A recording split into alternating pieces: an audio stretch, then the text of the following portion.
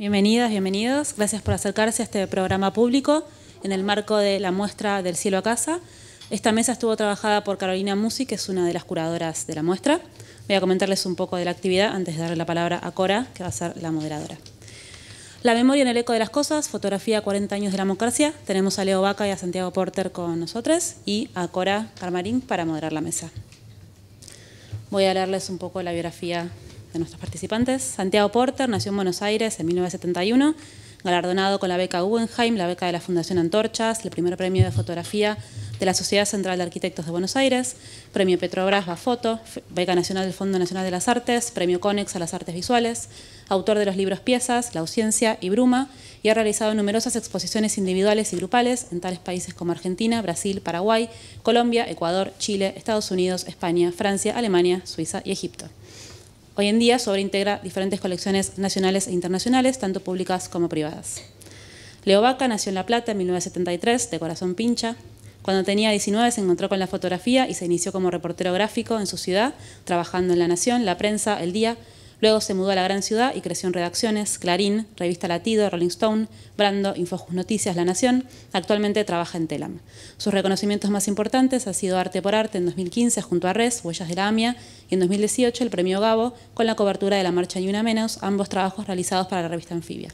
Le gusta tocar el cuatro venezolano. En pandemia y sin trabajo se reinventó como florista, proyecto llamado Vengan las Flores. Acá tenemos una exhibición de ese trabajo, que relaciona el arte visual con las flores y plantas y se expone y vende en galerías y espacios alternativos. Cora Gamarnik, doctora en Ciencias Sociales, licenciada en Comunicación por la UBA, investigadora adjunta del CONICET, coordinadora del área de estudios sobre fotografía y del programa de actualización en fotografía y ciencias sociales de la Facultad de Ciencias Sociales de la UBA, profesora titular de la materia didáctica especial y residencia Facultad de Ciencias Sociales UBA, publicado el libro El fotoperiodismo en Argentina, de 7 días ilustrados, El Argentina Sigla, ediciones Arte por Arte. Dicta clases de posgrado en USAM, Flaxo y UNGS, codirectora del Grupo de Estudios sobre Arte, Cultura y Política, Instituto de Investigaciones Gino Germani. Le doy la palabra a Cora y muchas gracias por acercarse. Gracias, Belén. Muchas gracias por la invitación y por la organización de esta mesa. No sé si estás, Carolina, por acá. Acá. Muchas gracias por este lugar, porque la verdad es que en este ratito previo que estuvimos nos damos cuenta qué lindo era armar esta conversación, ¿no? Si no estuviésemos acá, estaríamos 3 horas en un bar contándonos de los trabajos y nos daría mucho gusto. Así que, bueno, por un lado, un placer.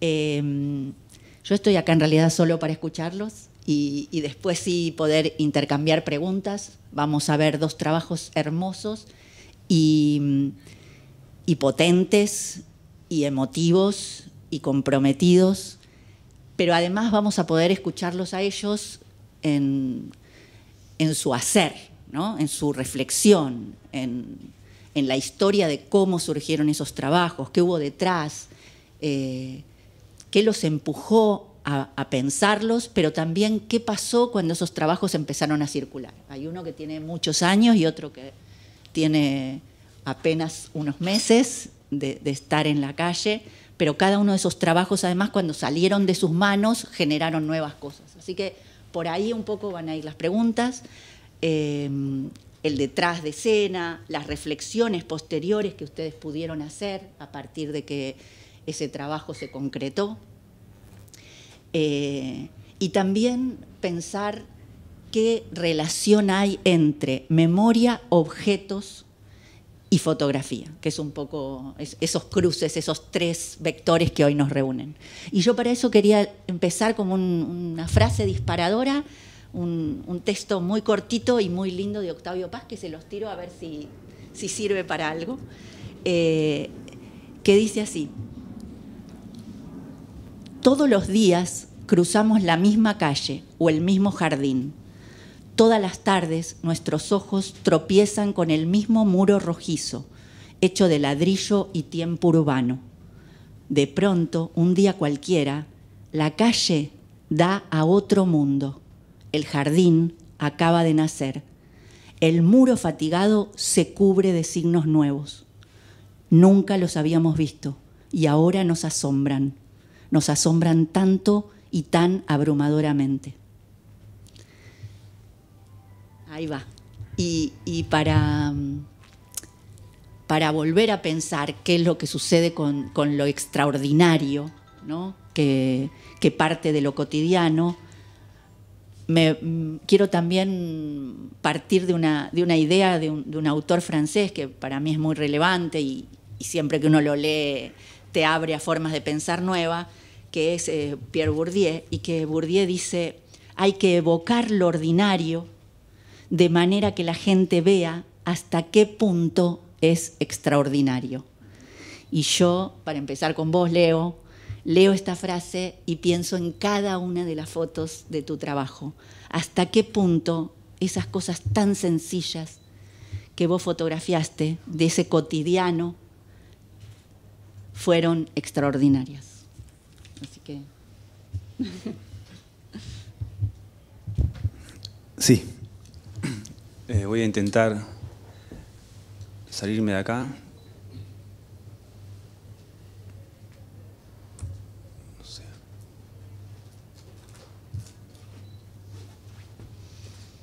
Ahí va. Sí, sí.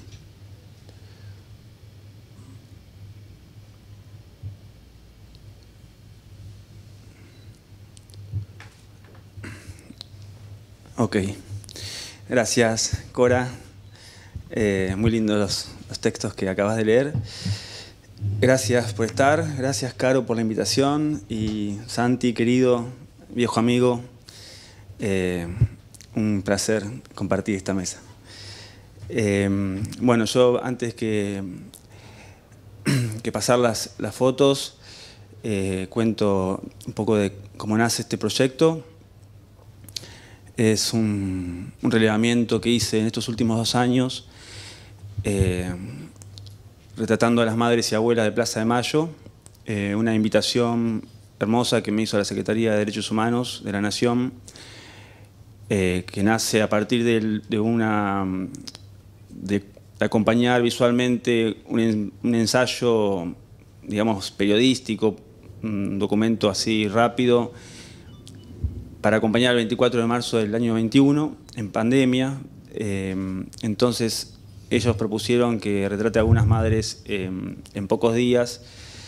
Entonces, en ese momento, logro hacer de un listado de 15, sobre todo las porteñas y alguna de La Plata, logro hacer 12 en 15 días, un trabajo muy rápido.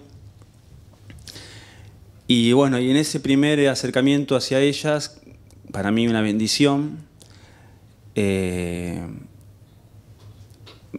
Bueno, fui a retratarlas a sus casas, muchas con barbijo, todo ese terror de meterme en sus casas, en esos momentos de pandemia, puedo ser responsable de llevar un virus. Bueno, todo ese terror me acosaba, pero bueno, la premura, la rapidez era lo importante y bueno, todas me abrieron sus casas. Y la Secretaría me manda unas postales que organizó, que eran unos dípticos, donde resolvían gráficamente esa postal para las redes y para ese pedido, con una foto, un retrato y un objeto que yo había fotografiado, que ellas me habían presentado.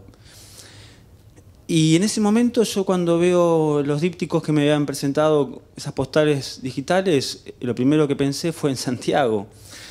Dije, el trabajo es color, 35 milímetros, otro formato, otro tiempo, otro tema quizás, pero el concepto del retrato y el objeto, yo no podía no pensar en Santiago. Entonces me agarró como un terror y lo llamo a Santi, que hacía años que no nos veíamos posiblemente, y él me escucha con atención y me dice: León, haz lo que quieras, pero bueno, si me estás llamando, estate atento porque algo te está pasando, ¿no? No es que me dijo esa idea es mía ni nada por el estilo, simplemente fue una charla de amigos y también me sentí muy querido porque fue como un abrir ahí la duda y compartir el proyecto en el momento cero. Y bueno, me quedé ahí masticando un poco y bueno, después hablé con otro amigo que es Gabriel Díaz, y él me dio encontramos juntos un nuevo camino, que fue empezar a trabajar en trípticos en ese momento, y ya nos salíamos del objeto necesariamente, entonces se armaban como fotos con los paisajes, con sus manos, con otras cosas, otros elementos que armaban como pequeñas constelaciones. Yo acá no traje exactamente esos combos, pero mientras hablamos voy mostrando... No, está bien. Algunas de esas imágenes, ¿no? Bueno, el proyecto, una vez publicado para el 24 de marzo, como una serie de fotos en las redes de la Secretaría, fue aprobado con éxito y con mucha alegría por la institución que me convocó. Entonces luego me pidieron si yo estaba de acuerdo continuar con el proyecto a nivel nacional. Entonces eso, que fue un trabajo de 15 días, se extendió a 2 años, que terminó en febrero de este año, con el último retrato que hice, que fue a Norita Cortiñas en Castelar. Y ahí cerró un número redondo que fue 40, y tampoco ya había más para que quisieran o que pudieran hacer las fotos. Muchas de ellas no aceptaron porque la familia las cuida mucho, porque algunas están enfermas, otras porque no tenían ganas. Toda la rama Eve no quiso, y entonces tampoco todo su grupo. Y bueno, el proyecto quedó en estos 40 testimonios, y para el 24 de marzo de este año se hizo un libro. Se hicieron solo 500 ejemplares, diseñado por Mariana, que está acá presente. Y bueno, es un libro que no se consigue, no es fácil conseguir, porque son muy pocas las copias y porque lo hizo la Secretaría como souvenir para la fecha, ¿no? Prometen una reedición, no sé si eso será posible por los costos y por los tiempos, pero bueno, el trabajo ya está realizado, y bueno, para mí fue un premio mayor, ¿no? Poder visitarlas. Yo hice los encuentros con ellas, fueron a solas. Solo una vez me mandaron con un equipo de video y una periodista a Mendoza, y no me sentí cómodo. Tengo mucha experiencia en reportajes y en entrevistas por mi trabajo como reportero gráfico, pero esto no era exactamente acompañar a un periodista y hacer una foto de un retrato de una persona que se entrevistaba. Era otro el amor que le apliqué, digamos, que me nacía estando con ellas. Y estando solo con ellas, yo tenía una charla previa, o sea, una charla de 1 hora o hasta 3 en algún caso. No quería que se extendiera mucho porque se les removían muchas cosas, pero todas me recibieron con muchísimo cariño, y se brindaron completamente. Entonces solicité que me permitan seguir yendo solo, y me aceptaron. Así que bueno, fue una experiencia increíble. Viajé por todo el país, avión, tren, colectivo, bicicleta, en todos los medios. Cuando me decían llamá a tal, ahí recién yo podía llamar. Y bueno, y ahí hacía mi pequeña charla. No eran entrevistas, sino era una charla que yo tenía con ellas, que grabé con un grabador digital. No profesionalmente, pero sí hay un registro de mi charla con ellas. Para la muestra que se está preparando para el próximo mes, principio de mes, el 6 de julio, inauguramos en el Conti una muestra fotográfica de este trabajo y ahí va a haber una primera pieza sonora que se está editando con sus voces. Y bueno, hay una segunda versión, quizás esta sea la segunda versión, esta proyección. La primera el libro, en este caso esta charla, y bueno, la próxima performance sería una muestra. No sé hasta dónde va a llegar, pero bueno, no sé si hay un techo para este trabajo.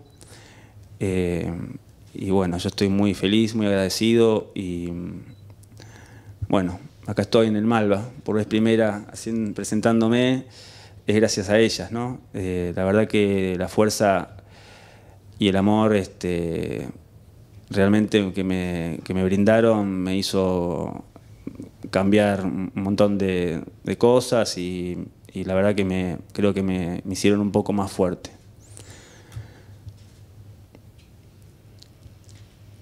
Leo, te hago un par de preguntas. Hay dos cosas que atraviesan este trabajo. Por un lado, el tema de que al ser en pandemia hubo que ir a fotografiarlas en sus domicilios, en sus casas, en sus lugares privados, digamos, ¿no? O en paisajes abiertos, como vimos, por ejemplo, frente al mar.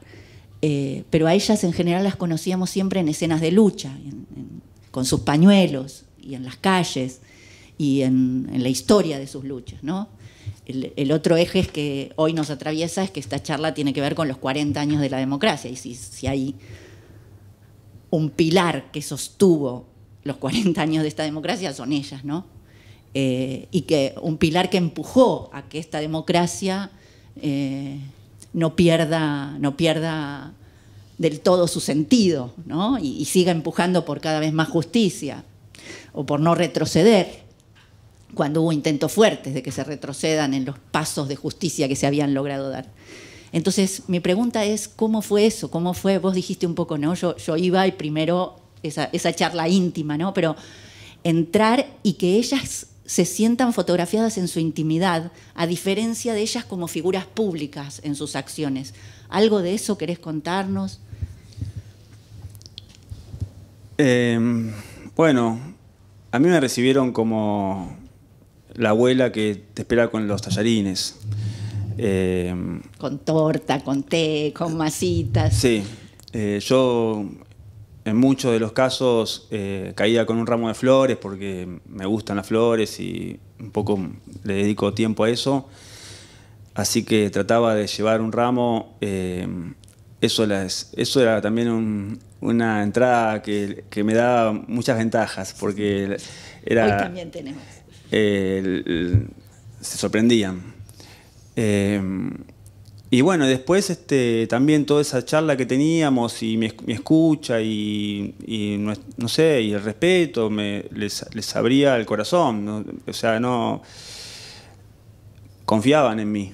Yo sentí que confiaban en mí. Entonces, el relato, los relatos eran tremendos. Bueno, ya los conocemos, a muchos de ellos, otros no, muchos casos del interior del país, madres muy desconocidas, por Buenos Aires, por lo menos. Eso también les gustaba, que fuéramos a visitarlas. Era como, al fin, se acordaron de nosotras. Y había algunas críticas también para el centro, que recibía yo como chivo expiatorio. Pero a mí me recibían como una abuela, una madre que te espera para comer. Y todo el vínculo era ese. Hemos compartido un vino, una cerveza, bueno, el café, el mate. Mate no, pero sí un café, un té, unas masas, alguna ha cocinado. Leo, ¿y hay algún momento en donde vos les decías si tenían algún objeto de su hija, de su hijo, alguna foto?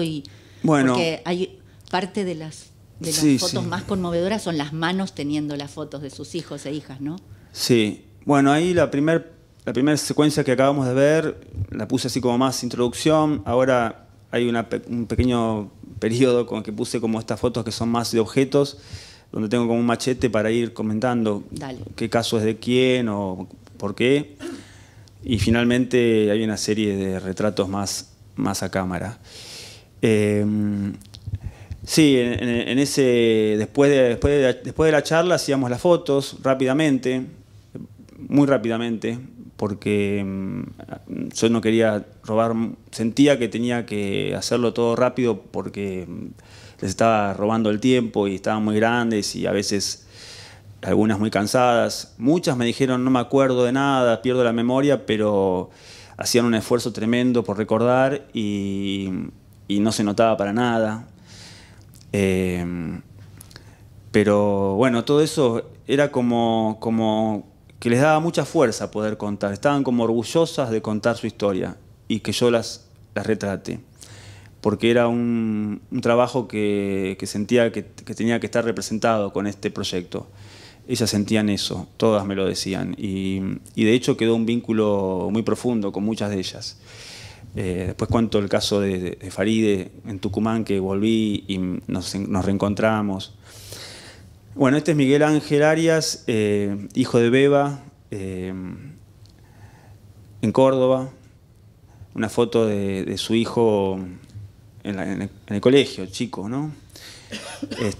Muchas no tienen fotos de sus hijos grandes, entonces, bueno, la memoria es un niño, tan solo un joven de 7, 8 años, ¿no? Ana María y María Cristina Lancilotto, hermanas. Bueno, la madre ha muerto hace poco. De todos los casos que yo fotografié, 6 madres murieron a la fecha. Y durante estos 2 años, más de 20, ¿no? Bueno, esto es un certificado escolar también del mismo Miguel Arias. Ella es Nora, hija de Bella Frisman. Y una alcancía que Bella guardaba. Bella vive en Once, ahí.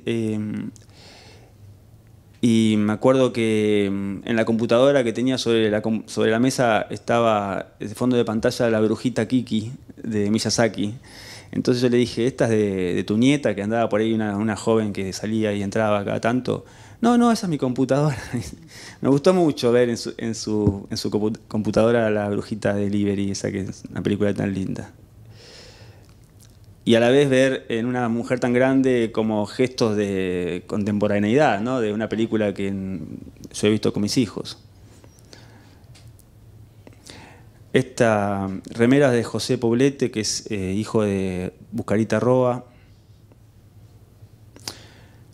Yo no tenía tantos recursos para el momento de fotografiar, o sea, haces un retrato cerrado, que era una foto que buscaba, un retrato más o menos clásico, como asegurar esa foto primero, bueno, después alejar un poco, hacer un poco de ambiente, buscar una luz, resolver con la luz ambiente, eso fue una decisión. Además de que no me gusta usar flashes, fortalecí como esa especialidad de trabajar con los recursos disponibles y la luz de ventana o luz de ambiente. Y bueno, y les preguntaba qué conservaban, algunas no tenían nada y otras, sí, pero... Y por ahí íbamos a un placar y había que sacar un cajón. No es que previamente sabían que yo les iba a preguntar tal o cual cosa. Así que a veces era complicado. En algunos casos no llegamos a algunos tesoros que me decían tenían, pero era no voy a buscar eso ahora. Tal. Pero bueno, las fotos siempre son como esos documentos y esos tesoros que, además, fotos blanco y negro, en este caso fotos copiadas en papel resistente, fibra o materiales de otra época que pueden aguantar hasta el paso del agua, ¿no? Este es...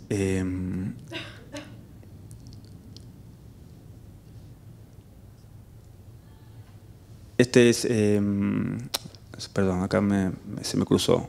Pero bueno, este es el hijo de Coca, bailando con ella en una fiesta de graduación. Coca es Sara Luján de Molina y él es Raúl Mateo, acá está, sí, perdón.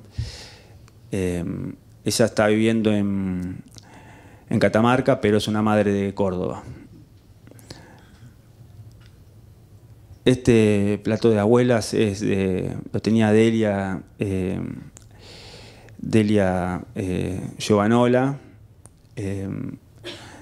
que con Delia también me pasó algo muy lindo porque tampoco tenía casi nada en la casa, era un departamento muy chiquito y se hizo medio de noche y en Villa Ballester y bueno, me voy. Saqué un par de fotos y me estaba yendo y sonó el teléfono y esa también es Delia y era el nieto que vive en Canadá, su nieto recuperado y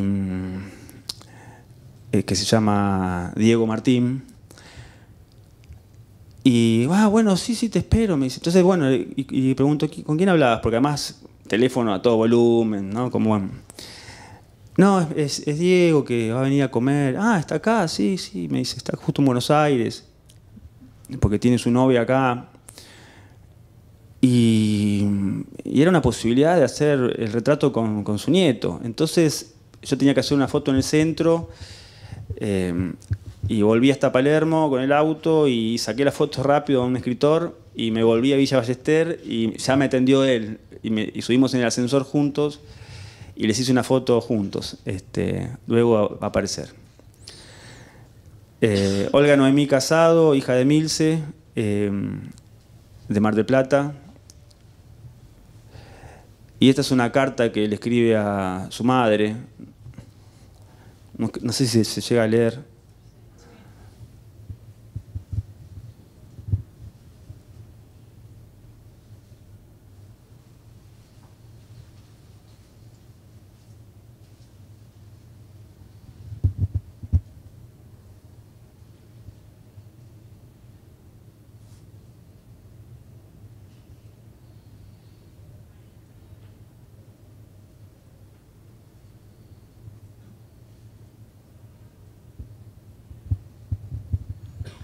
Bueno, esto es una carta que le escribe la hija a la madre y la madre luego escribe con su letra octubre del 77. Fue lo último que recibí de ella para el Día de la Madre, ¿no? Como, bueno, y el texto tiene una resignificación muy fuerte, ¿no?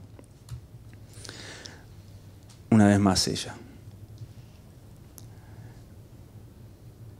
Bueno, estos son los hijos de Enriqueta Maroni, Juan Patricio y María Beatriz.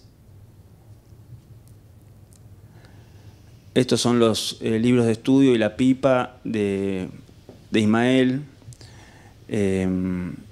Adris, hijo de Faride, en Tucumán. Guido Ignacio con Estela. Esta foto yo se la llevé a Estela de regalo porque es una que hice cuando ella presenta en Abuelas el hallazgo, ¿no? De la recuperación de su nieto, que es una foto que yo hice para el medio que trabajaba en ese momento, Infojus Noticias, un medio desaparecido con la llegada del gobierno de Macri, cerrado y eliminado y también todos sus contenidos fueron borrados del universo. Así que fue como lo nombro porque fue un acto brutal. Fue el minuto cero del gobierno de Macri fue detener y de eliminar Infojus Noticias. Ella Faride con la foto de su hijo en el collar, ahí en su pecho. Horacio, hijo de Aide Gastelú, y su compañera, que también fue desaparecida. Y esto es una estrelicia que ella tenía en su balcón. Bueno, a mí me gustan las flores y hago fotos de flores, pero esta flor es especialmente particular porque ella me cuenta cuando las vemos, digo, qué linda que te floreció, y me dice, sí, esa planta me la regaló mi hijo para el Día de la Madre, y la conservo, y siempre saco hijos, y mirá cómo está, siempre me da hijos, y me da flores, y siempre saco hijos, y regalo los hijitos de las plantas. Entonces, no es una planta más, ni una flor cualquiera, sino que es, dentro de esto de los objetos, me parecía también que era un objeto vivo, y que sigue dando vida y luz, y bueno, fue también muy lindo poder fotografiarlo con ella. Aide murió el año pasado. Ella es ella, y en el momento de pedirle qué foto te gusta, qué foto elegís de tu hijo, descolgó de la pared de esta, que cuando recupera los restos de EAF, reconoce los restos, su hijo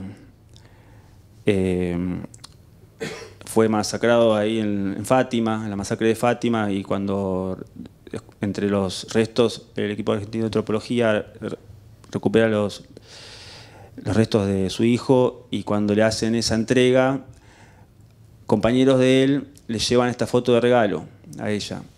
Y por eso ya la quería tanto esta foto, porque es como una foto nueva en su relación con su hijo, y quizás una de las últimas, y se lo ve muy lindo con una boina sentado en una pared de un viaje de scouts que habían hecho. Ahí se lo ve. Hacía muy buenas fotos también, tenía un álbum de fotos muy, muy bonito. Bueno, esto es una pirámide que muchas tienen en sus casas porque fue un regalo que hizo Cristina cuando fue presidente, que le regaló a todas las madres una estatuilla de la pirámide. Es de Ereña Sánchez Viamonte, que está aquí con una foto con todos sus hijos. Ella pierde a uno, Santiago. Es él. Este es el caso, este es Inés Rigo de Ragni en Neuquén. Y bueno, Alfredo es su hijo, y lo que me sorprendió tremendamente es que, bueno, conocí al marido también, que es él, y en un momento me cuentan que mantenían el cuarto intacto. Y ahí me abrieron el placar, ¿no? Y cuando abren el placar está la ropa, los banderines de los clubes donde jugaba. Muy fuerte esta escena. Los pósters, la cama. Y el hermano, vivo, actualmente duerme en ese cuarto donde dormía con su hermano. Todo eso me pareció realmente conmovedor.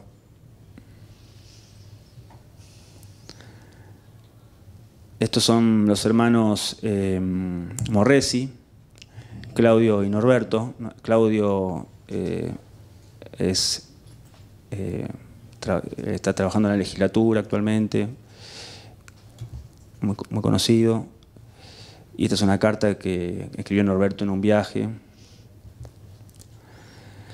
Bueno, acá está Carmen de Lareu, madre de Electra, mostrando su pañuelo. Y esas son sus manos, y ese reloj que usa en esta foto quedó colgado del secaplatos en la cocina cuando Electra salió por última vez, lavó los platos, salió y nunca más volvió. Entonces, ese pequeño reloj Seiko mantiene esa historia. Ella es Silvia, hija de Carmen Barreiro, de Mar del Plata. Este es un avioncito que tiene Lita Boitano en su casa, que era del hijo, estudiante de arquitectura. El hijo se llamaba Miguel Ángel, y era una maqueta hecha con fosforitos, y me contó que se la tenía rota, y que unas chicas de la ex ESMA, no me acuerdo de qué, creo que de familiares, se la compusieron y la mostraba orgullosa. Esas son sus manos, con los pañuelos y la lucha, ¿no? Lo que significan esos pañuelos también, esas manos. Ese atado de cigarrillos de Enrique, hijo de Carmen Loréfice, otra víctima de la masacre de Fátima, un atado sin abrir. Parisienses livianos, yo no creo que nunca los vi. Ese es Enrique. Estos son los anteojos de Alberto Agapito Ledo, hijo de Marcela Brizuela, en La Rioja. A él lo matan, desaparece haciendo el servicio militar y estos anteojos se lo dan los compañeros a la madre cuando la ven.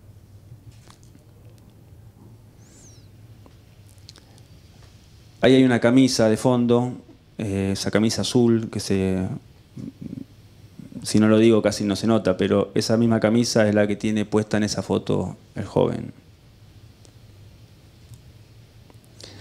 Una medalla al mejor compañero, año 77, de Víctor Hugo Herrera, hijo de María Isabel Salatino, en Mendoza. Ella es Juana Isabel Pili, hija de María Luisa Bertranz de Barahona, de Zárate, y una blusa de la misma. Esta es una foto de la familia de Marucha, Juana Rivas de Rabe, de Mar del Plata. Tuvo 9 hijos, ahí están todos con sus hijos y el marido. Ella pierde 3 hijos, Ricardo, Gustavo y Carlos. Bueno, este es el pañuelo de Norita, de Carlos Gustavo Cortiñas.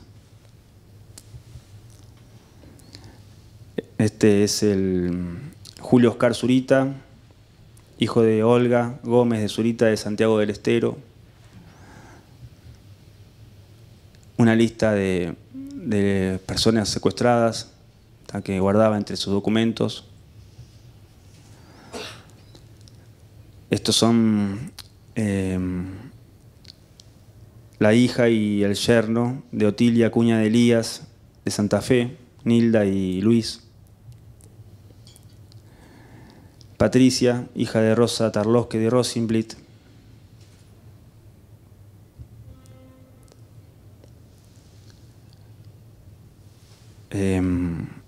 Daniel Lázaro Ruz Laskier, hijo de Sara. Y estos son también objetos y fotos que tiene de su otro pasado terrorífico, que fue la guerra y el nazismo, ¿no? Ella escapa de una tragedia y después vuelve a tener otra tragedia brutal con la desaparición de su hija. Y estas son unas ollas que guarda, que se trajo con su madre cuando se escapan, cuando sobreviven del gueto. Así que son de una historia, de otro anillo de la historia. Bueno, esta es, perdón. Acá me...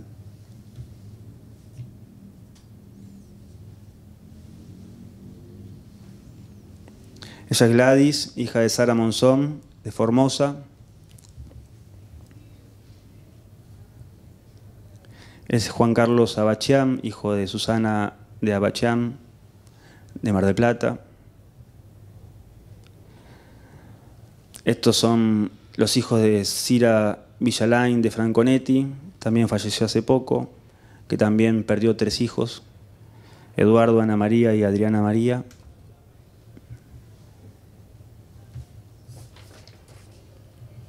Ya terminamos, ¿eh? Esta es una poesía de Alejandro, hijo de Tati. Si la muerte me sorprende, de esta forma tan amarga, pero honesta, si no me da tiempo, a un último grito desesperado y sincero, dejaré el último aliento para decirte quiero.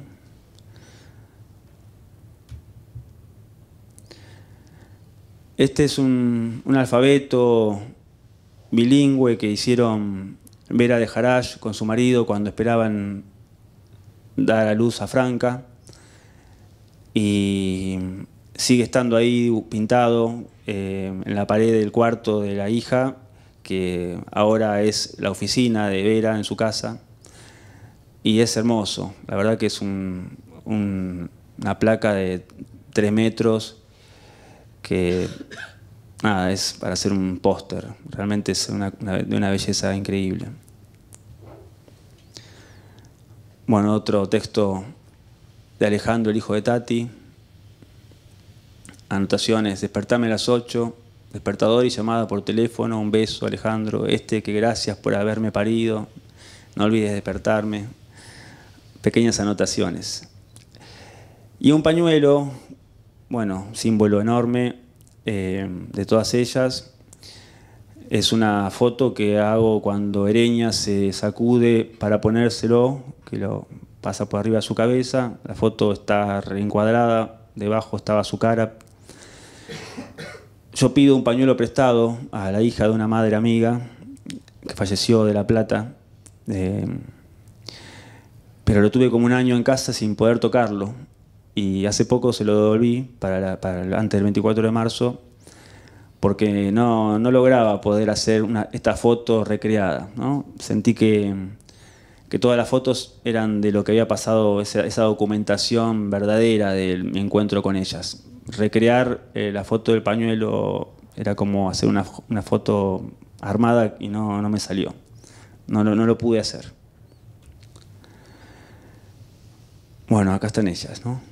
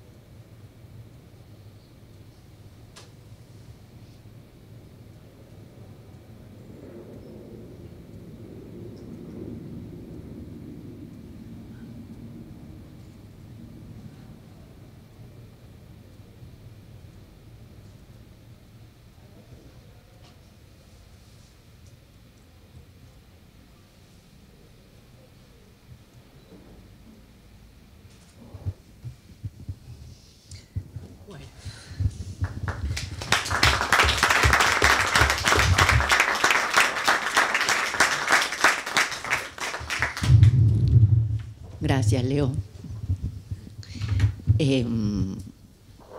Yo pienso que mejor pasamos a Santiago y después hacemos preguntas. Abrimos a que ustedes hagan preguntas a los dos, ¿les parece? Así que, Santiago. ¿Querés cambiar de lugar?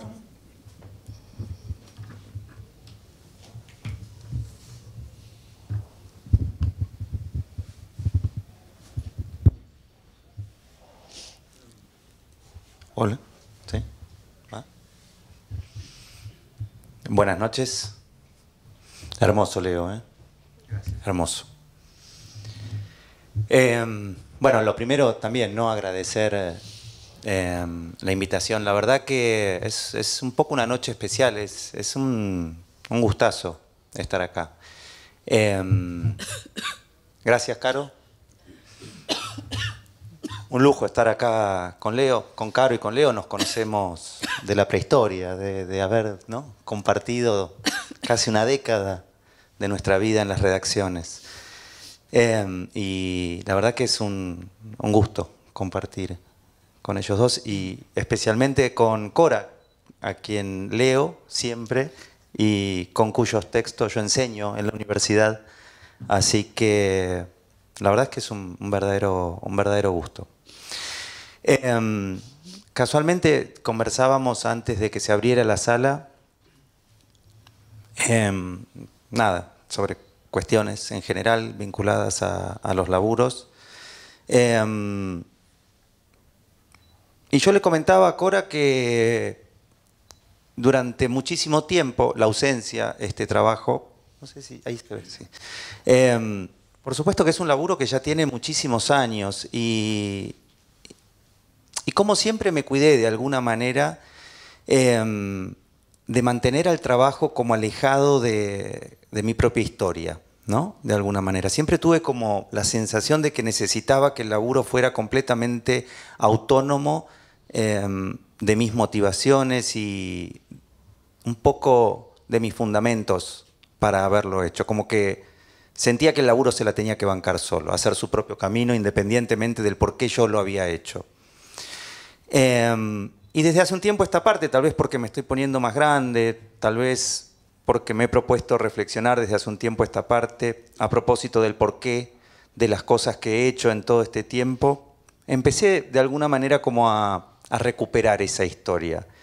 Y de alguna forma de eso conversábamos hace un ratito y aparecen un montón de cosas en esa historia, incluso cosas que hemos compartido acá con Caro y con Leo porque son contemporáneos de esa historia. Y un poco lo que me propongo entonces es contarles esa historia, ¿sí? Que no es exactamente lo que yo me había propuesto hacer esta noche, pero de repente en la conversación que tuvimos apareció ahí algo que me parece como más, no sé, más apropiado, si se quiere.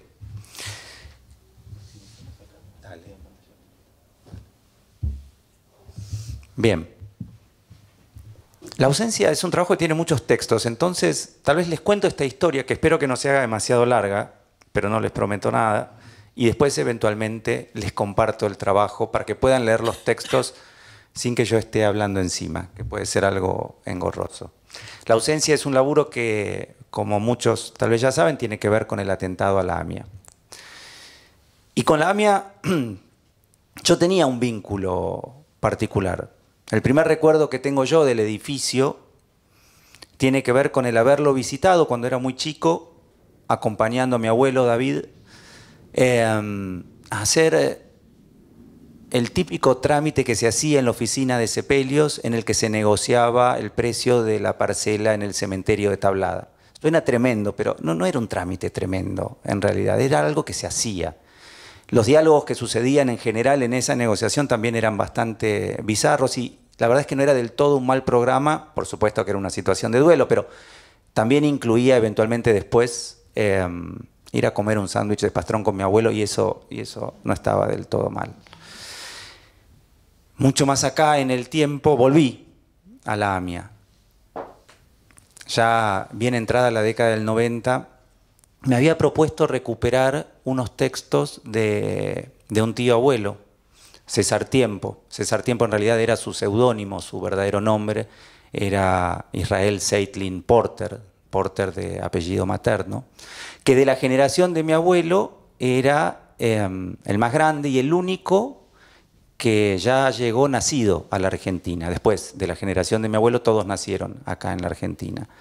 César Tiempo, que fue un escritor de cierto prestigio, dramaturgo, director de teatro, periodista, escribió mucho durante su vida y publicó mucho durante su vida. Pero a mí me obsesionaba encontrar un texto en particular. Un primer texto que él había escrito en yiddish y que se había publicado en revistas comunitarias de principios de la década del 30, en el que él contaba con precisión la historia de cómo mi familia abandonó Ekaterinoslav, el pueblo en el que vivía originalmente, para llegar a la Argentina en 1906. Parece que en ese texto se contaba con precisión el derrotero de la familia escapando de los pogroms, ¿sí? En aquel entonces Imperio Ruso, hoy Ucrania, un pueblo que ya no existe, un pueblo que en aquel entonces era un pequeño shtetl que después devino en una ciudad grande, cambió de nombre después de la revolución y hoy es una ciudad muy grande y muy devastada por la guerra que hoy sucede en Ucrania. La historia de cómo mi familia abandona ese pueblo y llega a la Argentina estaba escrita en ese texto, imposible de encontrar. Mis tías, me acuerdo, Sari, Freda, Marcela, las hermanas de mi abuelo, lo citaban siempre en los almuerzos que yo eventualmente tenía en la casa de ellas, cuando me escapaba del diario en el que trabajaba, que quedaba ahí a muy poquitas cuadras. Pero ese texto no estaba en ningún lado. Había empezado a visitar la biblioteca de la AMIA, el IWO en particular, y me habían empezado a dar una gran mano para ubicar esos textos, y prácticamente los teníamos ubicados. Ya habíamos encontrado mucho que tenía que ver con el origen de ese texto, pero no exactamente con ese el que yo buscaba. Habíamos hecho ya mucho avance en esa investigación y me daban una gran mano ahí en la biblioteca de la AMIA. Perdón.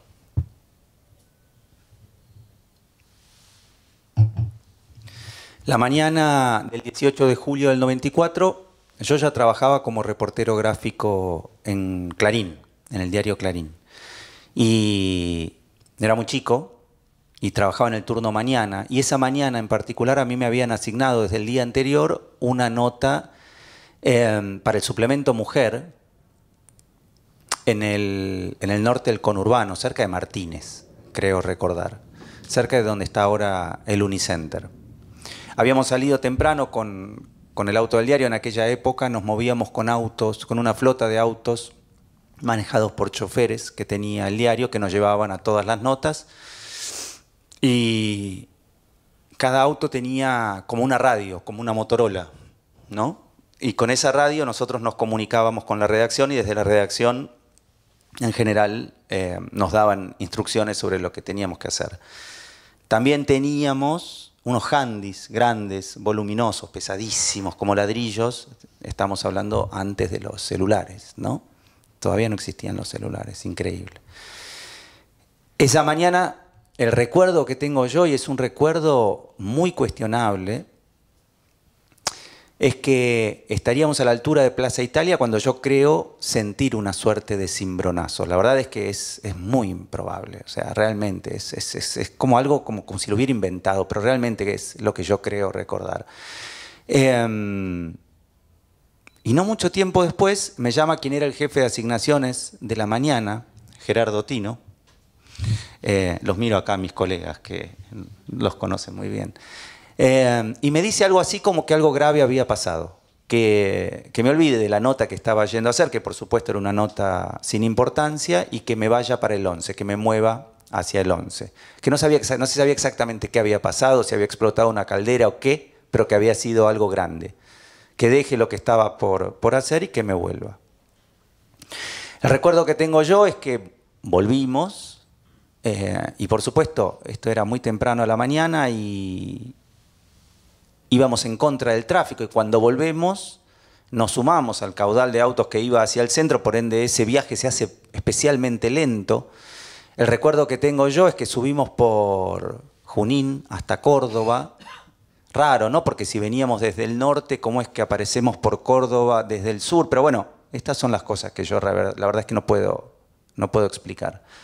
Sí, tengo el recuerdo de que llegamos con el auto por Junín hasta Córdoba, doblamos por Córdoba y ya, llegando a Junín ya no pudimos avanzar.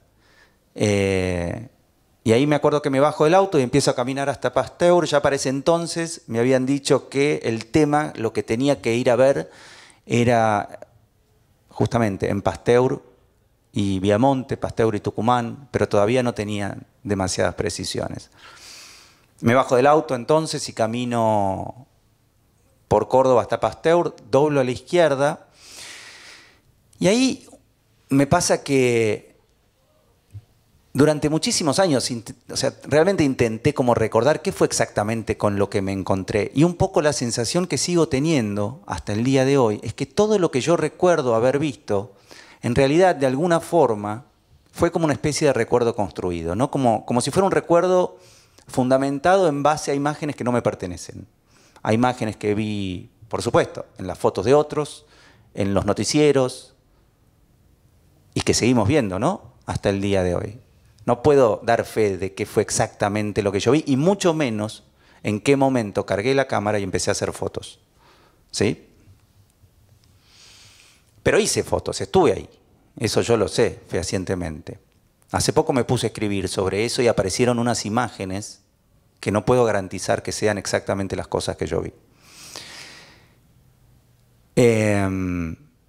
Caminé por Pasteur, llegué a la esquina de Viamonte, me acuerdo como esa sensación de caos, de escena apocalíptica, de destrucción total, ¿no? Caminar sobre una alfombra de vidrios, el olor, la gente corriendo, la gente desorientada, como una escena como de absoluta destrucción. No me voy a poner a describir exactamente cuáles son las que yo creo que me acuerdo. Lo que sí creo que me acuerdo es el momento en el que llegué a la esquina de Pasteur y vi hacia donde estaba el edificio, y el edificio que yo conocía muy bien ahora era una pila de escombros, eso sí, lo tengo claro. Al rato me vuelven a contactar desde el diario, ya había pasado un buen rato, y me piden que me mueva desde ahí, desde donde estaba, al hospital de clínicas, que es a donde estaban llevando a los heridos y a los muertos. Por supuesto ya habían llegado al lugar fotógrafos que para esa época eran mucho más experimentados que yo, ¿sí? De vuelta yo tenía 21 años. Y hacía no mucho que laburaba en el diario, y mi experiencia como reportero gráfico era muy corta hasta esa época. Me acuerdo entonces que me moví al hospital de clínicas, ya no sabía ni qué fotos hacer, y terminé sentándome en las escalinatas del hospital. Al ratito me encuentra uno de los motoqueros del diario, que son los que iban y venían llevando material, y me sacude, y me acuerdo bien porque yo lo conocía. Nosotros jugábamos al fútbol con los motoqueros del diario, éramos amigos de los pibes. Y me pide los rollos. Santiago, ¿tenés material? ¿Tenés material? Un poco lo que creo recordar es que yo le di 2 rollos, el que tenía en la cámara y uno que yo ya había hecho. Le di los rollos, se fue con el material, y no mucho tiempo después me fui. Me levanté y me puse a caminar por Córdoba hacia Pueyrredón, y caminé hasta que llegué a mi casa. Yo vivía en Núñez en aquella época, y como que me desentendí. Y ese día no volví al diario, y tampoco desde el diario me llamaron, y probablemente debo haber vuelto recién al otro día.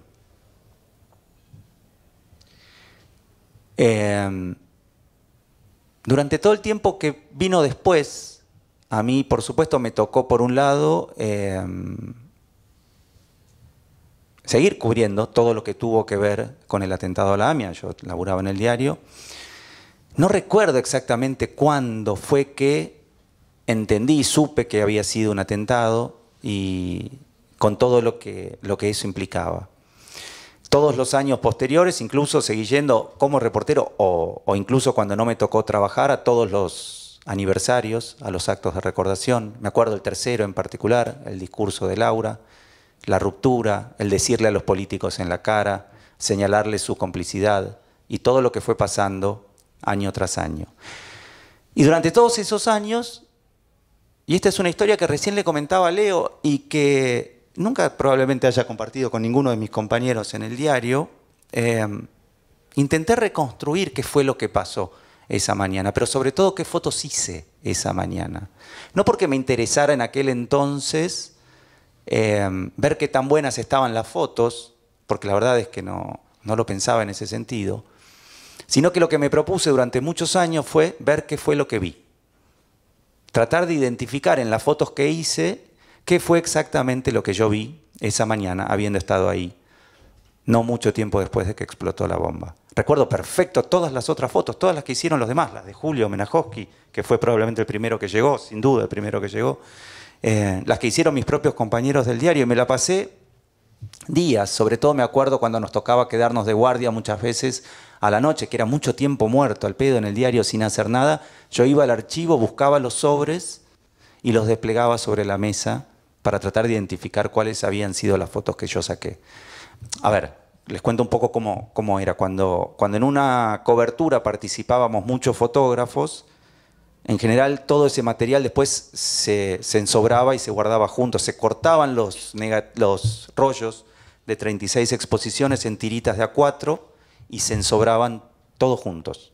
Lo que se armaba era una tremenda maraña de negativos muy difícil después de reconstruir.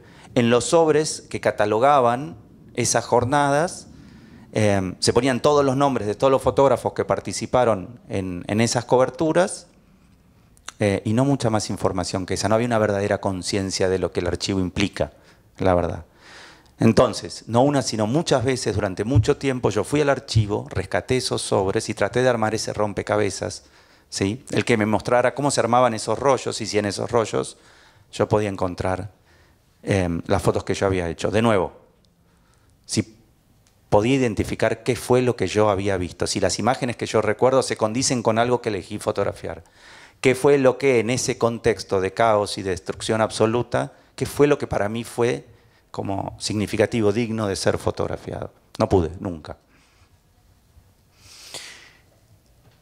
Cuando yo pienso en la ausencia, muchísimo tiempo después, por supuesto que entre muchas otras cosas, encuentro en esta imposibilidad, la de recordar, la de identificar qué fue lo que a mí me pasó, qué fue lo que sentí, porque sobre todo lo que yo no consigo recordar fue qué me pasó a mí estando ahí esa mañana en ese lugar que yo conocía.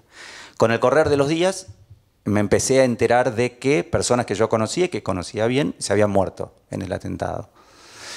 Después siguieron todos estos años, los de recordación, los de reclamo, y un poco la sensación que tengo yo es que en estos años se fue como cimentando esta necesidad, la de volver sobre el atentado, mejor dicho, sobre esta experiencia y darle como un espacio de reflexión. Para mí, en definitiva, estos laburos que nosotros hacemos, el que acaba de compartir Leo, probablemente la ausencia también, no son otra cosa que como que espacios de reflexión en los que de alguna manera nos permitimos tramitar lo que nos pasó, lo que nos atraviesa, lo que nos significa. Y en el trabajar sobre estos temas, de alguna manera abrir una posibilidad de comprender y en el mejor de los casos de tolerar. Me llevó mucho tiempo entender cómo este trabajo tenía que ser. Desde el 94 hasta el 2001 me tomé el tiempo justamente para, de alguna manera, entender primero qué no tenía que ser el trabajo. Fui descartando, ¿sí?, durante todo ese tiempo todo aquello que yo tenía claro que no quería que el trabajo incluyera, ¿sí? Siempre tengo como esa sensación de que el laburo al principio fue mucho más como remover escombros que como construir en relación a este laburo. Esa analogía para mí siempre funcionó muy bien.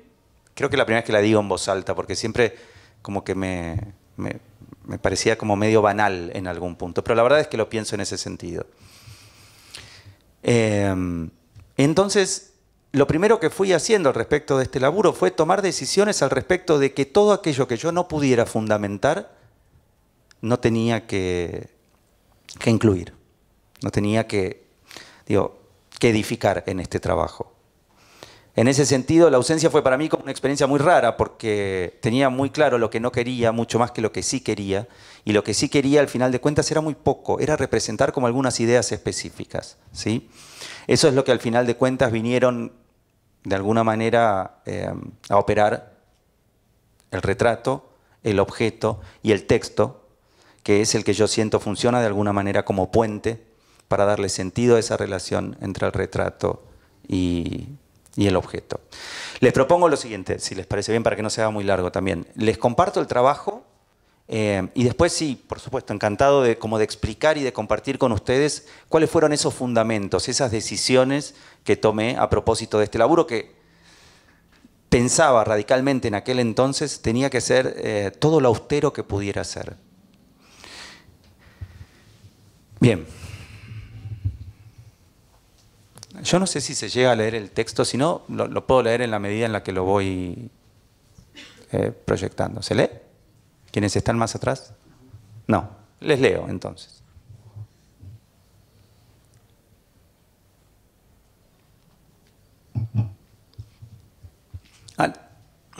Perdón. A las 9:53 de la mañana del 18 de julio de 1994, una bomba estalló frente al edificio de la Asociación Mutual Israelita Argentina, la AMIA, ubicada en la calle Pasteur 633 en la ciudad de Buenos Aires. La explosión destruyó por completo el edificio de 7 pisos y asesinó 85 personas. En la AMIA se realizaban actividades civiles y sociales exclusivamente. Los autores materiales e intelectuales de la masacre continúan libres. Rosa es la mamá de Sebastián Barreiros. Cuando explotó la bomba, a las 9:53 de la mañana del 18 de julio de 1994, Sebastián pasaba de la mano de su mamá por la puerta de la AMIA. Tenía 5 años y esta era su pelota de fútbol. Jorge es el padre de Agustín Leu. Agustín tenía 21 años y trabajaba en el sector Sepelios, en el 4º piso de la AMIA. Llevaba esta billetera con sus documentos. Carlos es el padre de Marisa Raquel Said. Marisa tenía 22 años y trabajaba en la recepción de la AMIA. Su padre conserva esta tarjeta que Marisa escribió con algunas reflexiones sobre su vida. Ana María es la viuda de Néstor Américo Serena. Néstor era ingeniero mecánico y tenía 51 años. El día del atentado se encontraba trabajando en las refacciones en el 2º piso de la AMIA. Tenía puesto este reloj que hoy todavía sigue funcionando. Jaco y Graciela son los padres de Fabián Marcelo Furman. Fabián tenía 30 años y trabajaba en la oficina de Sepelios. Llevaba puesta esta campera. Diana es la viuda de Andrés Gustavo Malamud. Andrés era arquitecto y tenía 37 años. Estaba a cargo de las refacciones que se estaban llevando a cabo en el edificio de la AMIA. Esta era una de las lapiceras que llevaba consigo. Olga es la madre de Cristian Adrián Dectiar. Cristian tenía 21 años y trabajaba en las oficinas de la DAIA. Estos eran sus botines de fútbol. Gracias, León. Luis y Ana son los padres de Paola Sara Chicheski. Paola tenía 21 años y cursaba 3er año de la carrera de Derecho. El día del atentado estaba circunstancialmente en la AMIA acompañando a su madre, que sobrevivió ilesa. Cuando murió, Paola se encontraba terminando este trabajo para la facultad. Salo Belgorowski es el viudo de Dora Schulman. Dora tenía 54 años y trabajaba en la bolsa de trabajo de AMIA. Esta taza, que perteneció a su abuela, era su objeto más preciado. Luis, Elisa Laura y Hernán son los padres y el hermano de Cintia Verónica Goldenberg. Cintia tenía 20 años y trabajaba en el 5º piso, en las oficinas de la DAIA. Esta era su muñeca preferida. La tenía desde chiquita y solía dormir con ella. Sofía es la madre de Andrea Judith Guterman. Andrea tenía 28 años y era maestra jardinera. Ese lunes fue a anotarse en la bolsa de trabajo de la AMIA. Sofía conserva su guardapolvo. Nelson Alzaibar es el suegro de Germán Parsons. Germán tenía 29 años y era artista plástico. Estaba casado con Alejandra, hija de Nelson. Vivía en Pasteur 664, justo frente a la AMIA. Cuando la bomba estalló, estaba en su casa y fue alcanzado por la onda expansiva. Pintaba con estos pinceles. Aida es la viuda de Abraham Jaime Plaxin. Abraham tenía 61 años y trabajaba en el Departamento de Cultura de la AMIA. Esta era su kipá. Dora es la viuda de Nahum Band. Ambos trabajaban en la AMIA. Dora en el sector Sepelios y Nahum en el sector Vigilancia. Dora sobrevivió y Nahum no. Tenía 55 años. Este era su reloj y lo llevaba puesto ese día. Marta es la viuda de Félix Roberto Roisman. Félix tenía 48 años, era químico, investigador del CONICET y trabajaba en el Departamento de Unidad Genética del Hospital de Clínicas. Ese lunes pasaba por la puerta de la AMIA camino a su trabajo. Llevaba consigo estas llaves. Noemí es la viuda de Juan Carlos Terranova. Juan Carlos tenía 52 años, era distribuidor de sustancias alimenticias y esa mañana se encontraba descargando mercadería sobre la calle Pasteur. Estos eran sus anteojos. Alicia y Judith son la hermana y la hija de Esther Klein. Esther tenía 49 años y era ama de casa. Se encontraba en la bolsa de trabajo que funcionaba en la AMIA. Este era su perfume y lo llevaba puesto ese día. Fernando es el hijo de Berta Kosuk de Lotz. Berta tenía 67 años y el día del atentado pasaba por la puerta de la AMIA camino a su trabajo. Esta era su toalla personal con su inicial. Marta es la madre de Diego de Pirro. Diego tenía 23 años, vivía en Pasteur 632 frente a la AMIA. Estaba en su casa y fue alcanzado por las esquirlas. Esta era su raqueta de tenis. Y la última, Daniel y Gaby, son el viudo y la hija de Silvana Alguea de Rodríguez. Silvana tenía 28 años y trabajaba en el servicio social de la AMIA. Cuando su mamá murió, Gaby tenía 8 meses. Esta era su cámara de fotos. Y hay algo que me gustaría comentar sobre esta última foto, sobre la circunstancia de esta última foto y lo que vino después. Para cada una de las sesiones, antes de cada una de las sesiones en las que yo hice las fotos, había tenido, por supuesto, como varias reuniones. Me conocía muy bien y tenía mucha confianza con cada una de las personas con las que después me terminé juntando y terminé incluyendo en el trabajo. A tal punto que cada sesión de fotos, esto duró 2 años, entre el 2001 y el 2002, para cuando llegaba el momento de la foto yo tenía todo resuelto. Tenía claro cómo lo iba a hacer, dónde lo iba a hacer, de qué manera. De manera aparte muy como dogmática, muy fundamentalista. O sea, no improvisaba absolutamente nada. En general esperaba a los familiares en el estudio,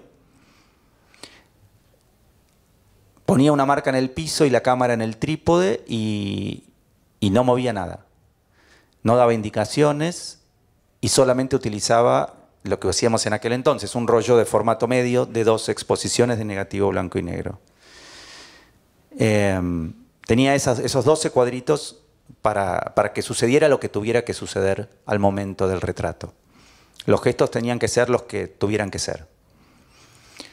Cuando terminaba, cambiaba el chasis de la cámara, ya tenía la mesa preparada, ya sabía qué objeto iba a fotografiar y usaba un solo rollo para el objeto. Lo que intentaba es que ese ritual, el de los retratos y el de los objetos, fuera lo más breve posible, de alguna manera.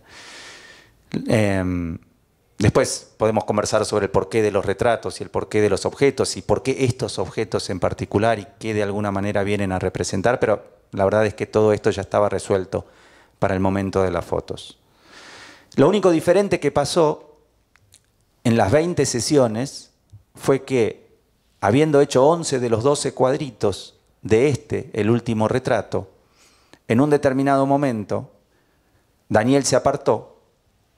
Gaby estuvo aferrada a Daniel durante todo el tiempo que me llevó a hacer los retratos, hasta ese último cuadrito en el cual Daniel se apartó y Gaby se quedó. Gaby se quedó fija, estoica, mirando a la cámara. Y hice ese último retrato a Gaby sola. Y fue como algo excepcional. Y cuando hice ese último retrato, medio que el trabajo se terminó, porque esta fue la última foto que hice de las 20 que yo sabía que iba a hacer y no iba a hacer ninguna más. Después podemos conversar por qué 20 también. Ni una más, ni una menos. Y ahí quedó. Y ahí se terminó la ausencia. Después fotografié la cámara de Silvana y ahí se terminó el trabajo. Lo que pasó es que pasó el tiempo, ¿no es cierto? Y con el tiempo esa reflexión que viene con los aniversarios redondos, ¿no? Cómo de repente, temas que quedan solapados, causas que duermen, cosas que quedan por afuera de la agenda pública, vuelven con inusitada atención cuando los aniversarios son redondos, ¿no? Y eso en general sucede de una manera como muy superficial y sobre todo oportunista, ¿no? Y esa sensación la tuve muy clara en el 2014, cuando se cumplieron los 20 años del atentado a la AMIA. Yo ya no laburaba en los medios y veía las cosas ya con cierta distancia. Cuando yo había hecho las últimas fotos, que son estas que estamos compartiendo ahora, de ninguna manera pensaba en volver a trabajar sobre este laburo, pero en esa circunstancia, la del 20 aniversario, ahí sí algo apareció que me pareció como necesario abrir una suerte de coda, volver sobre el trabajo, señalar ese tiempo que había pasado y las implicancias de ese tiempo, ¿sí?, con respecto al atentado a la AMIA. No hace falta que les cuente ni que les comente ese laberinto insufrible en el que se convirtió la causa AMIA. Y lo que implica y lo que significa ese laberinto insufrible para quienes en definitiva son las verdaderas víctimas, ¿no? Ya sea los que murieron y sobre todo sus familiares. Volví entonces a la última foto que había hecho en el 2002, que es ese retrato de Gaby sola. Yo seguí en contacto después con Daniel, con el paso del tiempo, y más acá en el tiempo volví a estar en contacto con Gaby ya grande. Ya no era esa niña de 8 años que yo fotografié en el 2002, sino una mujer, con quien eventualmente conversamos mucho sobre las implicancias del atentado. Y sobre todo, en el caso de ella, lo que implica una vida entera sin saber quiénes mataron a su mamá. Es claramente diferente lo que el atentado a la AMIA significa y provoca para todos nosotros que lo que le provoca a ella. Gaby tiene exactamente la edad del atentado. Gaby tenía muy poquitos meses cuando su mamá fue asesinada. Después, más acá en el tiempo, Gaby me presentó a Martina, su hermana, a quien le gustaba la fotografía, y nos juntamos los tres para conversar sobre sobre la memoria y también sobre fotografía. No mucho tiempo después, Martina cursó la licenciatura de fotografía en la UNSAM y yo fui su profesor. Y cuando Martina terminó de cursar, yo fui el tutor de su tesis de graduación. Esto sucedió hace poquitas semanas. La historia de alguna manera me siguió vinculando con este trabajo. Esta es la primera versión de La ausencia completa. Está ahora en el CCK, si la quieren ver en vivo. Hace muchísimo que no se mostraba. Ahora está completa en la pared del CCK en una muestra sobre justamente 40 años de democracia y la fotografía. Y esta es esa coda que apareció a partir de mi relación con Gaby. Aquella vez en la que nos encontramos con Gaby y con Martina, Gaby me compartió esta foto.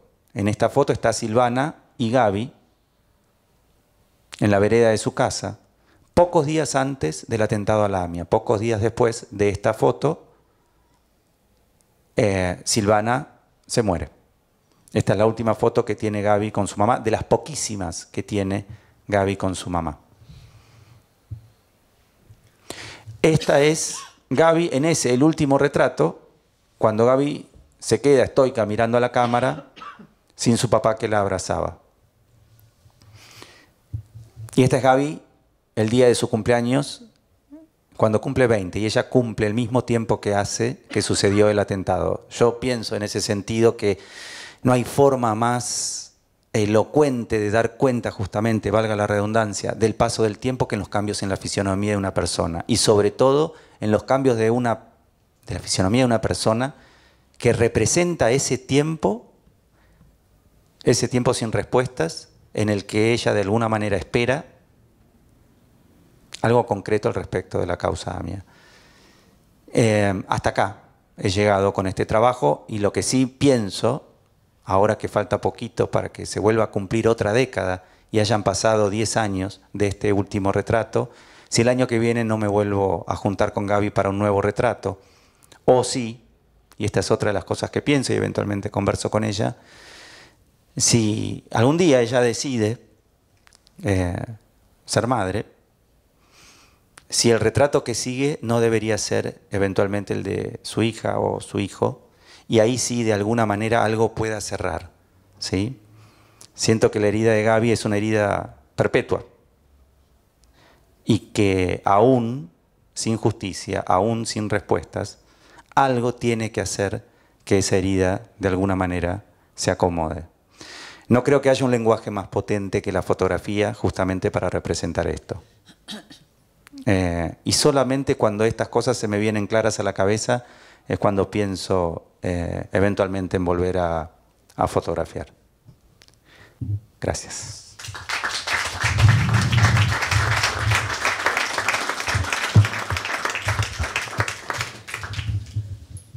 Gracias, Santiago. Me acordé de un texto y de una autora cuando te escuchaba que les quiero contar y que te quiero contar para que lo busques y lo puedas leer, que se llama Memorias enmarañadas. Enmarañadas, ¿no? Y justamente trata de cómo muchas veces nuestras memorias están confundidas, están tramadas, están enredadas con cosas que vemos, con cosas que nos contaron, etc., ¿no? La autora se llama Marita Sturken, es norteamericana, y ella lo que se propuso estudiar son las memorias de los muertos por el SIDA y las memorias de sobrevivientes en Vietnam, ¿no? Y lo que empieza a encontrar es que en ambos casos, sobre todo en los sobrevivientes de Vietnam, lo que le contaban sus entrevistados estaba enmarañado con fotos que habían visto, con escenas de películas que habían visto. Exacto, por eso es cómo funcionan nuestras memorias, ¿no? Cuando además hay hechos traumáticos en el medio, ¿no? Digamos, la imagen tuya sentada en la escalinata del hospital de clínica sin poder ya ni sacar fotos, digamos, claramente hay una situación ahí muy fuerte que también obtura o entremezcla las cosas que uno recuerda. Entonces, está buenísimo ahí el trabajo de Marita Sturken, yo después te lo voy a pasar, pero a mí me sirve también para traerlo hoy porque ella lo que va contando y lo interesante del tema, que nos conecta también con el tema de la mesa hoy, es que la memoria es algo en construcción y la memoria es algo que se disputa, no es algo dado y para siempre, no es que ni siquiera cuando vivimos un hecho, ¿no?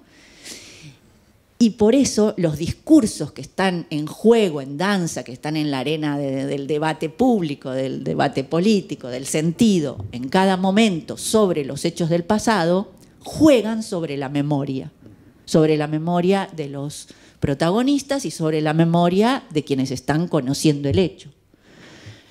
Entonces es muy fuerte porque se puede tergiversar, o sea, se puede pensar que los norteamericanos ganaron la guerra de Vietnam, ¿no? Porque hay tantas películas que cuentan eso, qué pasa con las generaciones que están estudiando el tema y solo recuerdan aquello que vieron a través de una industria fenomenal como es Hollywood, ¿no? Para decir algo bien brutal. Entonces, lo que hacemos, lo que hicieron ustedes en estos trabajos, pero lo que hacemos cada vez que trabajamos hechos del pasado o hechos de nuestra memoria reciente, o cuando pensamos en otro aniversario redondo como los 40 años de la democracia, es también disputar la memoria cuando hoy está en juego, ¿no? No solo está en juego en nuestra subjetividad, sino que está en juego hoy. Yo quiero conectar sus dos trabajos con lo que está pasando hoy para mí en esta democracia acechada, en esta democracia en riesgo, ¿no? Donde emergen voces fascistas que para mí son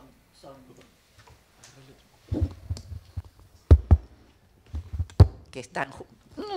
algo nos pasó. Este está bien. Bueno, eso, ¿no? Entonces digo, cómo sus trabajos y cómo la fotografía se transforma en lo que solemos decir, un actor de memoria, ¿no? No solo cuentan un hecho, no solo hablan de un hecho, no solo lo registran, no solo construyen, sino que además juegan en esa disputa por los sentidos de la historia. Así que bueno, un poco enredada ahí en esas memorias, pero tiro esto por si les sirve para pensar en algo más o por algo más que quieran agregar. Y después abrimos sí al público, ¿no? Que tenga ganas de preguntar. No sé, Leo, si vos tenés ganas de decir algo más. No, a mí se me ocurre que en relación a eso, lo que decía antes que me llamaba la atención, que algunas madres me decían no me acuerdo nada y en el momento de la charla como que se iba a la nube y era como importante dar ese testimonio, mantener como viva la presencia, ¿no? Y bueno, también cuando hablabas de esto de la memoria enmarañada me vino como el recuerdo de Cira, que cuando entré a la casa me abre una persona a su departamento y cuando tenía una casa, un departamento muy lujoso por Belgrano y estaba en el fondo del salón armando un gran rompecabezas. Y verla ahí con el rompecabezas, hice algunas fotos de eso, era como una imagen muy fuerte, ¿no? Trabajando a su alta edad, como en un espacio silencioso, lleno de objetos de lujo. Detrás de ella había un mueble muy grande con todos sus archivos, todos documentados en cajas. Cuando le dije si tenía algo para mostrarme, me dice, acá está, todo. Y me agarró 2 carpetas y estaba todo en folios. O sea, era una enciclopedia, no era una foto lo que había que hacer, de eso. Y me dijo después, vení cuando quieras, porque me dijo, vení, la luz se me hizo medianoche y no sé qué, y diga, mirá el sol que entraba por la cocina, le dije, vení cuando quieras, me dice, te espero. Y murió muy poco tiempo después. Y hablo por teléfono con uno de sus hijos y me dice, y le dije, ¿qué pasó con el rompecabezas? ¿Llegó a terminarlo? Sí, me dice, terminó ese y muchos más, me dijo. Era como un pasatiempo. Me gustaba eso de que, de alguna manera, en esto que hablaba un poco antes también, creo que Santi, que habló de la palabra laberinto, en estos laberintos que deben vivir, sobre todo estas personas que han vivido tragedias tan importantes, cómo construir, cómo volver, cómo sanar de alguna manera esos nudos. No sé si tengo algo más para decir, no se me ocurre ahora. Yo menos. Pero me quedo con esa imagen del rompecabezas, ¿no? Porque un poco siempre pensé en estos laburos como rompecabezas, ¿no? En el producir estos laburos, como en el ir generando piezas para un rompecabezas que en el mejor de los casos como que termine encajando al final, ¿no? Y con ese rompecabezas completo, bueno, la posibilidad de tener como, no sé, una oportunidad para entender mejor, para lidiar, para aceptar, ¿no? De mi parte, no, nada más. Simplemente abrir a preguntas, Cora, si a vos te parece. Sí, aprovechemos que nos queda un ratito, muy cortito, porque a las 8 cierra el museo, así que si no nos van a echar, pero... No, un ratito cierra el museo, pero tenemos, aunque sea 15 más. Sí. Y... preguntas, comentarios. Miren que tenemos 15 minutos, lo tenemos que llenar.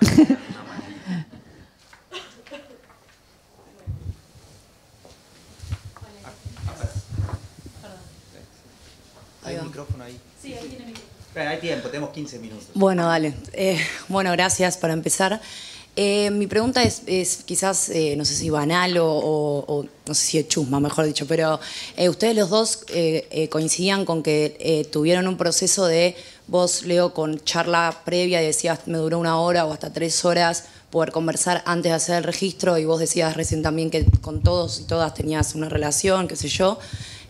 ¿Hubo algún momento del proyecto, en los años, el tiempo que les llevó, que la carga emocional o no sé cómo decirla, no quiero decir angustia porque estaría hablando por ustedes, pero digo, obviamente son temas, ¿no?, que se generan estos silencios y este respeto, que les haya hecho poner en duda cómo o por dónde seguir con el proyecto, o siempre lo tuvieron muy en claro y muy lineal, a pesar de estos momentos?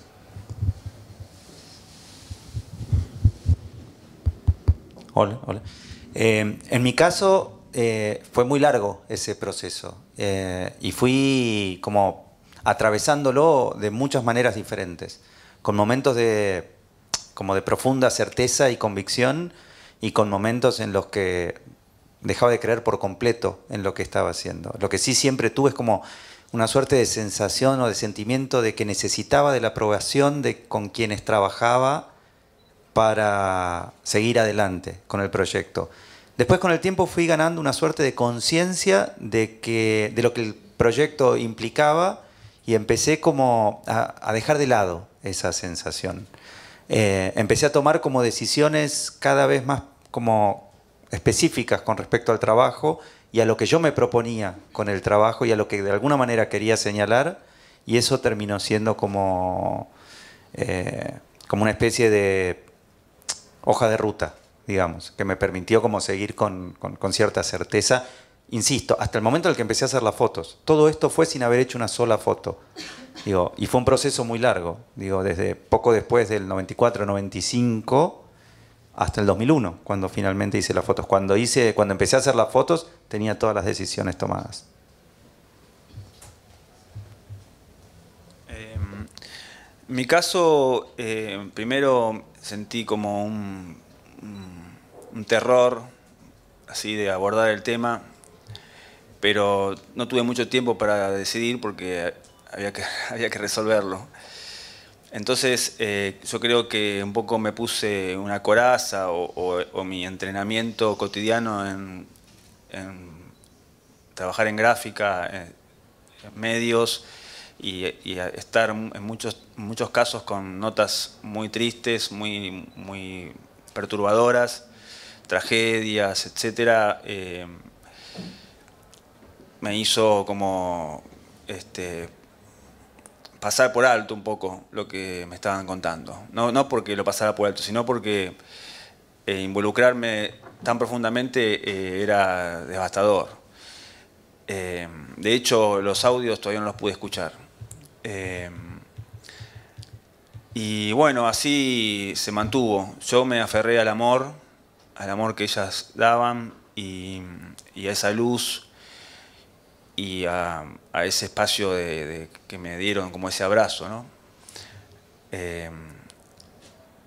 La verdad que fue como sentir que me abrazaban, como que no sé por qué estoy acá, porque la verdad que no tengo, en mi familia no sufrí ninguna pérdida relacionada con el tema, pero soy de La Plata, donde fue una ciudad muy dura, y soy de 73, o sea, como que no llegué a enterarme en vida así de lo que estaba pasando.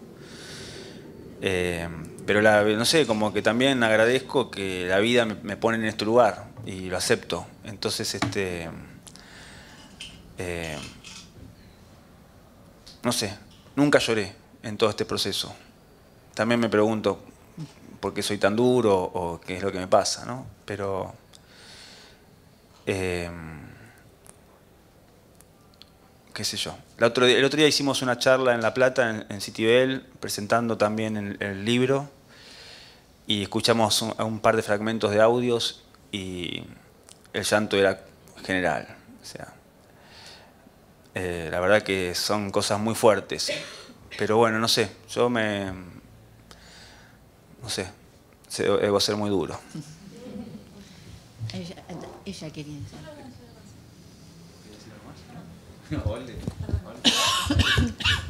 Hola. Bueno, igual tiene que ver con lo que ya comentaron, pero mi pregunta era para Leo, en realidad para los dos, que cuando emprendiste este trabajo, Leo, que lo llamaste a Santiago y más allá de lo que comentaste, lo que te dijo, que bueno, que si me llamaste es por algo, ¿te dio algún consejo para emprender este trabajo que ya vos tenías la referencia del trabajo de Santiago? Y bueno, y si es así, si se puede comentar o, bueno, a pesar de que se ve que por ahí quizás técnicamente o fotográficamente son bien distintos. El de Santiago es más preparado, como él comentó y como se ve. El tuyo es más improvisado o bueno, o llegaste ahí y tuviste por ahí más, o sea, no tuviste por ahí tanto tiempo, tanta preparación, pero igual se ven unas fotos espectaculares. Y bueno, quería saber un poco eso, si te dijo algo más o si te guió o si te dio algún consejo en cuanto a cómo seguir este trabajo, nada, por sus similitudes, ¿no? Pero bueno, también sus diferencias. No, Santi fue una charla de dos personas que se tienen mucho respeto y mucho cariño. Como dije antes, yo hacía mucho que no lo veía, así que fue un llamado sorpresivo, sobre todo para él, pero yo estaba realmente enroscado, porque no quería que lo primero que se diga, como el de Santi. No, porque de hecho no me importaría tanto eso, pero digamos, no quería que suceda eso cuando alguien viera mi trabajo.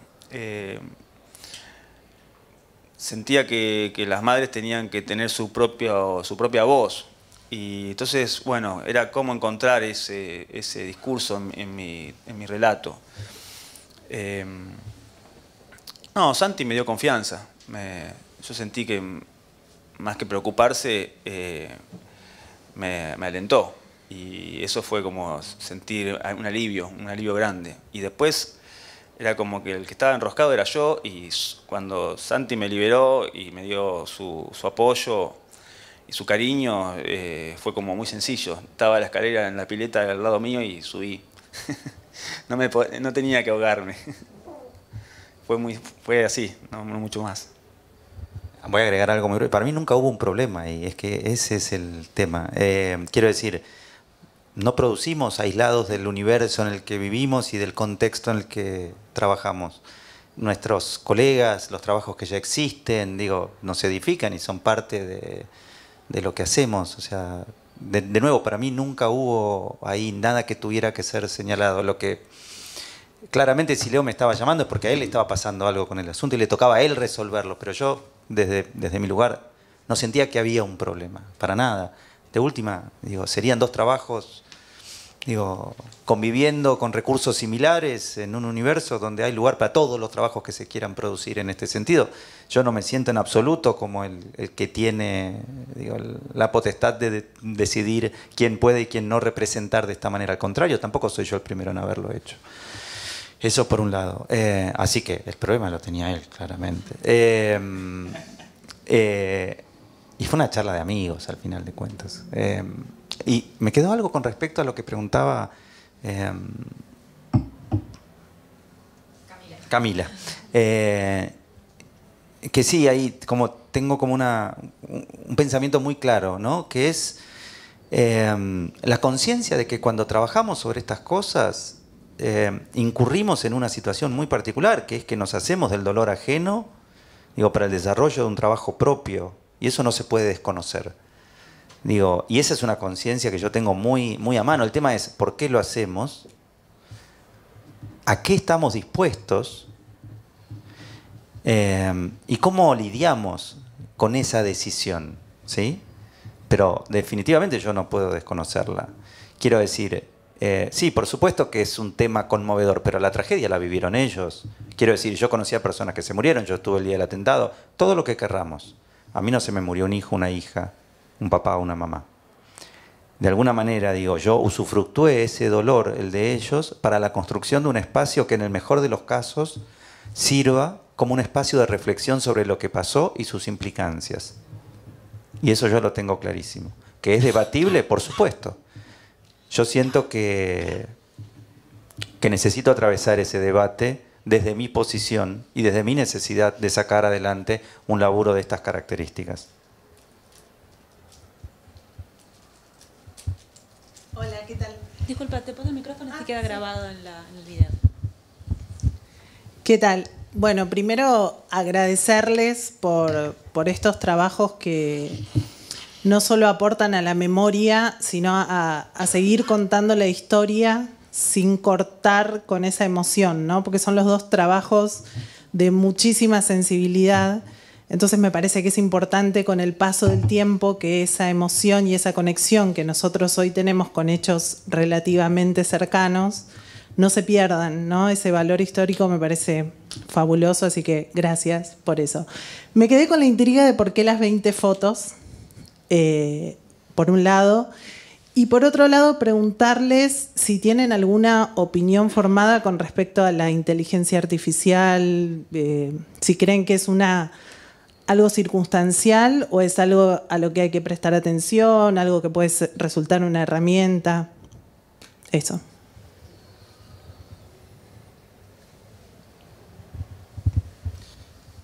Tengo una respuesta muy larga y una muy breve. La segunda es la más breve, no sé casi de qué se trata, okay. Lo de la inteligencia artificial. O sea, no te podría decir nada al respecto. No tengo... no sé ni bien, realmente no sé bien de qué se trata. Con respecto al otro sí tengo una respuesta y es bastante larga. Cuando me propuse hacer este laburo, lo primero que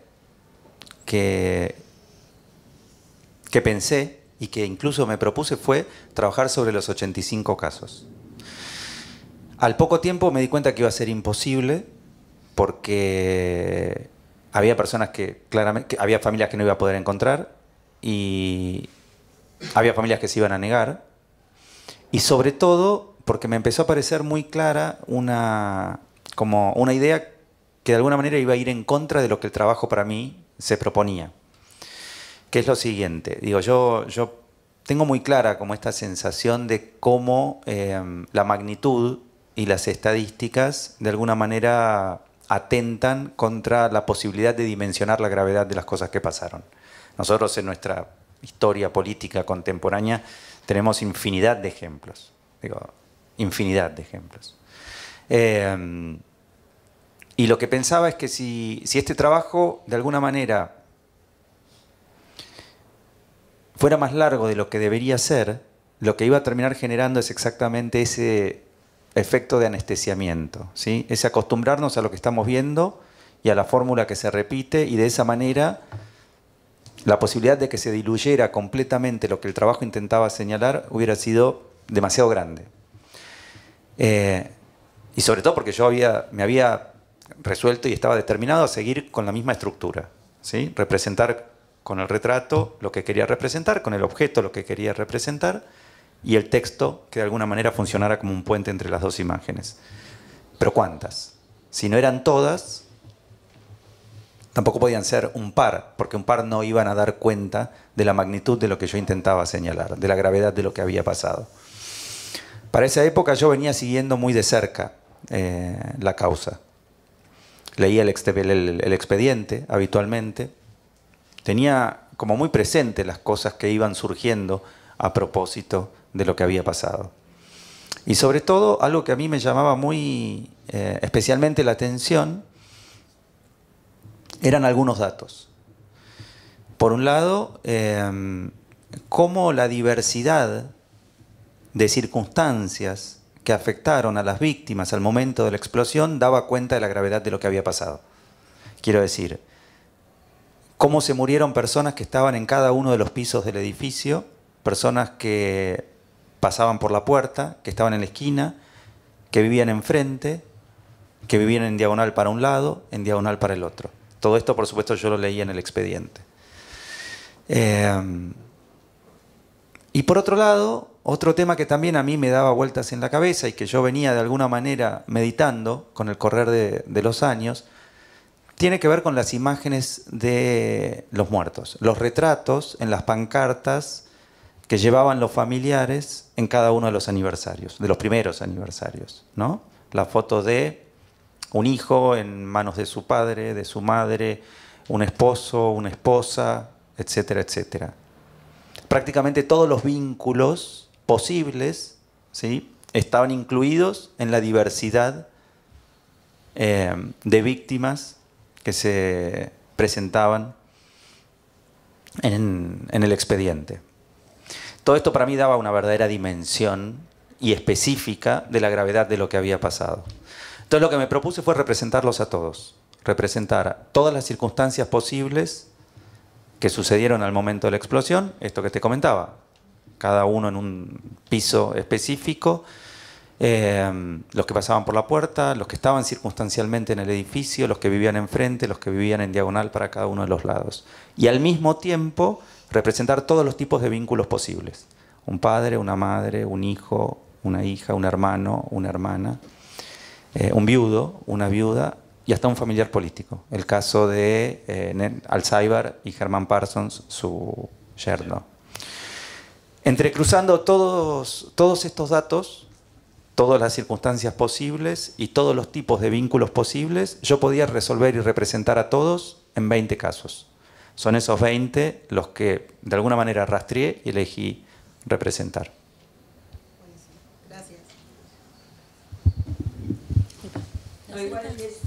¿Cómo mapeaste eso? ¿Hacemos una más?